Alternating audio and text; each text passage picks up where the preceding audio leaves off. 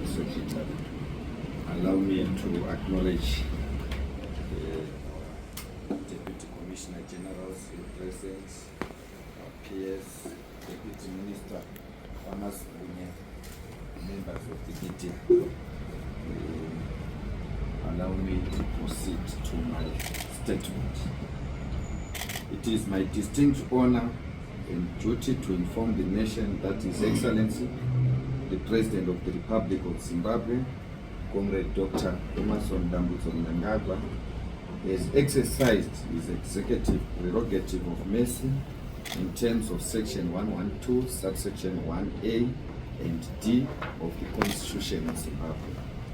Pursuant to General Notice 99 of 2026, cited as Clemency Order Number 1 of 2026, gazetted on 20 February 2026, the President has granted a general amnesty to specific categories of convicted inmates.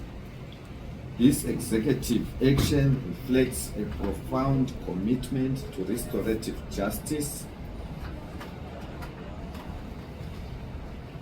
national compassion, and the strategic decongestion of correctional facilities to ensure they remain centers of rehabilitation rather than mere places of punishment.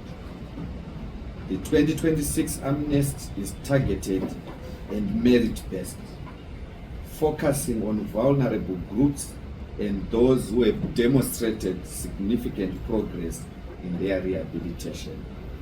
To benefit, most inmates have served at least 1/3 of their sentence by the date of gazetting. The specific categories for full remission of the remaining period of imprisonment include all convicted female inmates, excluding those convicted of specified offenses. All inmates under the age of 18 years at the time of the order. Age is determined by birth certificates or a medical age estimation. All inmates serving an effective period of 48 months or less, provided they are not convicted of specified offenses. All inmates aged 60 years and above who have served at least 1/3 of their sentence. Inmates certified as terminally ill by a correctional or government medical officer, and this includes the visually impaired and those with physical challenges that cannot be appropriately managed within a correctional setting.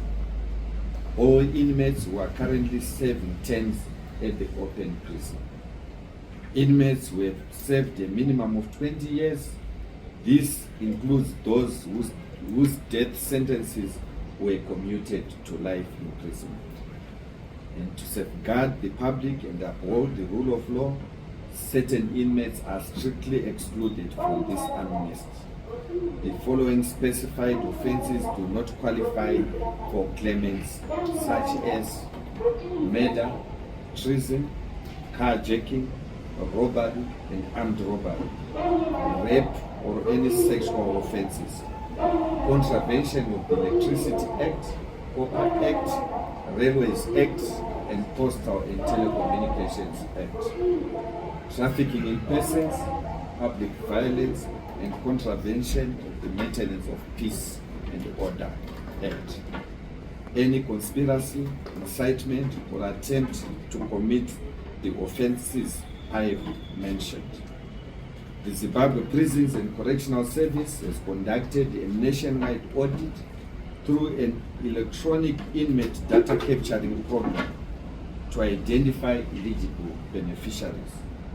The total number of inmates benefiting from this order is 4,305, which includes 223 females, 4,082 males. However, for the males, 3,755 will be immediately released and 327 will be released in a staggered manner. And please be advised that inmates serving over 48 months for non-specified offense receive a 1/4 remission of their remaining sentence. Furthermore, the nation should note that the release of the 3,978 beneficiaries begins today. The nation is urged to note that amnesty is not a dismissal of the gravity of the crimes committed, but an acknowledgement of the capacity for human reform. I call upon all Zimbabweans, families, community leaders, and the private sector to receive these individuals with grace. Successful reintegration is the most effective tool against recidivism.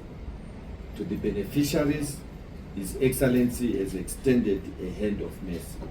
Use this opportunity to contribute positively to the development of our great nation as we work towards Vision 20.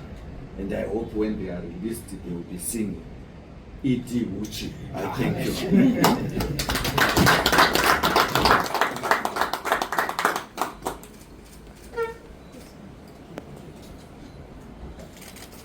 Thank you very much, Honorable.